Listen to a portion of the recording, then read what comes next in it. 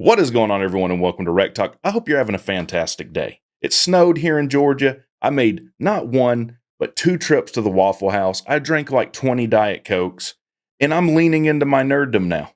I'm snowed in. We're going Commodore 64. We're going Zelda Ocarina of Time, and we're talking about one Carson Beck and one University of Miami. Now, obviously, Miami coming off of a strangely disappointing season. The best season they've had since they've been in the, not since they've been in the ACC, because they didn't make a title appearance, but one of them. One of them. Cam Ward comes in and cannot overcome what their defense couldn't do, right? Now, I made a video earlier saying, man, it would be hilarious if Carson Beck went to Miami. Now, there's some things I didn't know. Number one, he has a girlfriend. I didn't know people that were slightly more attractive than people that have been recently emoliated for an extended period of time had girlfriends. I did not know that. And that goes to show you guys, if there's any incels watching this, also known as Georgia fans, if Carson Beck can get a girl, you can. If Timmy can get a girlfriend, you can. So he's going to Miami. Girlfriend plays basketball at Miami. And for once, I think Miami fans and I are on the same page. And Georgia fans. Now, there was one Georgia fan that left a nasty comment because he got up in his feelings. Anytime, and by the way, they're leading the biggest crybaby fan base poll for the WreckTalk Razzies. Stay tuned for that. They can't handle you even agreeing with them. They all eat paint chips during the day and then type during the night, I guess. But anyways, I digress. Georgia fans don't want anything to do with Carson Beck. They wanted him gone after the Alabama game, basically. And make no mistake, I'm sure Carson Beck went, had his draft stock evaluated, and he said, hey, what's it looking like? And they said, well, your draft stock's somewhere between pocket lint and a Casio wristwatch. You're probably going to want to go back to college and get some of that sweet NIL money. And I'm sure he went back to Georgia and said, hey, Curbs, you think I can get some of that Lambo money again? He said, hell no. You see how many picks you threw this year? Miami said, no problem. We'll take you. You can be the savior of Miami. You can lead us to the promised land. And most Miami fans are not happy with this. It doesn't appear. And I see why. I'm going to list some reasons why I think, not that this is a dumb decision or an awful decision, but your problem isn't quarterback, right? Now, I know Cam Ward just graduated, but let's just go through it. Am I the only one that looks at this and thinks, Mario Cristobal is going into his 4th year at Miami? His 4th year. So he's had 3 recruiting classes. Those recruiting classes are ranked 13th for 2022, 8th for 2023, and 6th for 2024. The portal classes are 12th, 7th, and 10th, respectively. If Mario Cristobal is this world-class recruiter that everyone seems to think he is, right?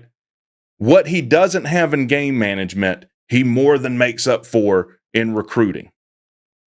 Where's the quarterback that Mario's recruited and developed in these last 3 years that should be ready to go for the 2025 season?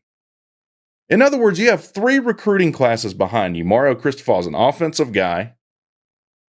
You have only changed OCs once. You fired Josh Gaddis after a year. Now you have Shannon Dawson.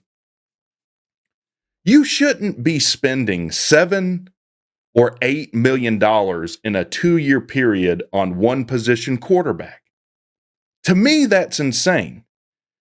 Is Carson Beck I would even say he's a good quarterback. I'll take off my tech blinders for a second. You look at his stats. He, in the 2 years he started, he threw for 7,912 yards, 58 touchdowns, and 20 interceptions.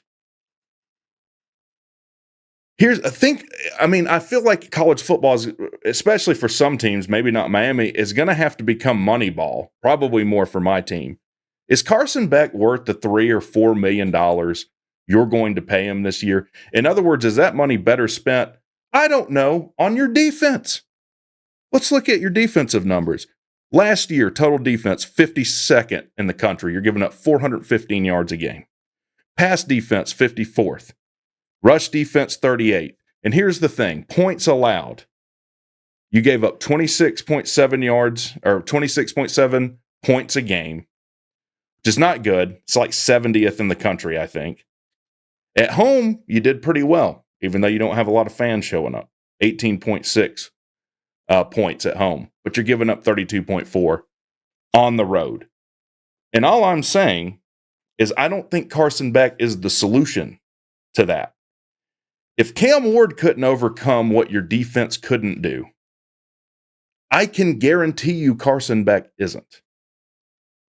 And I know what Miami fans are saying. Well, you're a Georgia Tech fan. Y'all suck. Blah, blah, blah. And to that I say, what's the past 2 years of playing Georgia Tech look like? You come in undefeated. You come in on your feet. But you go out on your back when you play Georgia Tech. Is what it is. Cam Ward or no Cam Ward. Tyler Van Dyke or no Tyler Van Dyke. And that's all I'm asking. Let's look at who you've recruited. 2022, you recruit the highest rated quarterback you've recruited under Mario Cristobal, which is kind of a shock to me. Ja'Cory Brown, 4-star, who's now at Central Florida, who look, beat Georgia Tech the last time he played him, right? Last time you beat Georgia Tech, he was your quarterback. Now, I don't know all the details of Miami's program, why he transferred out, whatever. 2023, you recruit Emory Williams. And I made a mistake. I called him Emory Jones. I know that was a guy at Florida. Emory Williams, 3-star. Guy that played for a half and you've now determined sucks for some reason based on one half of play.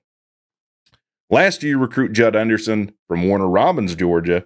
3-star, big kid, 6'6". Seems to be a pro-style quarterback. Also, you bring in Cam Ward and Reese Pottenbarger from Albany, who I guess lit the world up in FCS. So we've got 1, 2, 3, 4 quarterbacks that could play for you this season in the past 3 years, and you're going to spend probably $4 million on Carson Beck.